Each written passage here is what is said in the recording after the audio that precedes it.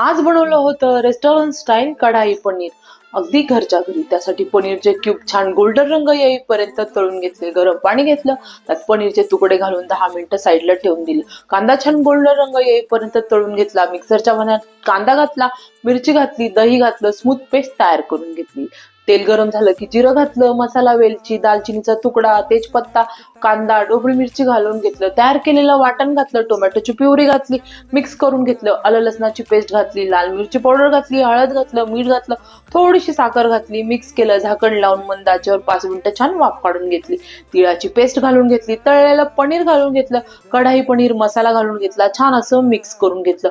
अर्धा ग्लास पाणी घातलं, झाकण ठेवून मंद आचेवर 10 मिनिटं पनीर छान शिजवून घेतलं. तयार आहे रेस्टॉरंट स्टाईल पनीर, अगदी घरच्या घरी. रेसिपी अगदी सोपी होती. आवडली असेल तर एक लाईक नक्कीच करा, व्हिडिओ शेअर करा. आज बनवलं होतं रेस्टॉरंट स्टाईल कढाई पनीर. अगदी घरच्या घरी. त्यासाठी पनीरचे क्यूब छान गोल्डन रंग येईपर्यंत तळून घेतले. गरम पाणी घेतलं, त्यात पनीरचे तुकडे घालून 10 मिनिटं साईडला ठेवून दिले. कांदा छान गोल्डन रंग येईपर्यंत तळून घेतला. मिक्सरच्या भांड्यात कांदा घातला, मिरची घातली, दही घातलं, स्मूथ पेस्ट तयार करून घेतली.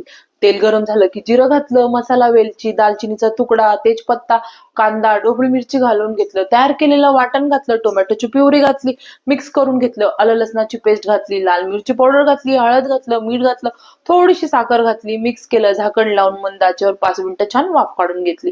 तिळाची पेस्ट घालून घेतली, तळलेलं पनीर घालून घेतलं, कढाई पनीर मसाला घालून घेतला, छान असं मिक्स करून घेतलं. अर्धा ग्लास पाणी घातलं, झाकण ठेवून मंद आचेवर 10 मिनिटं पनीर छान शिजवून घेतलं. तयार आहे रेस्टॉरंट स्टाईल पनीर, अगदी घरच्या घरी. रेसिपी अगदी सोपी होती. आवडली असेल तर एक लाईक नक्कीच करा, व्हिडिओ शेअर करा.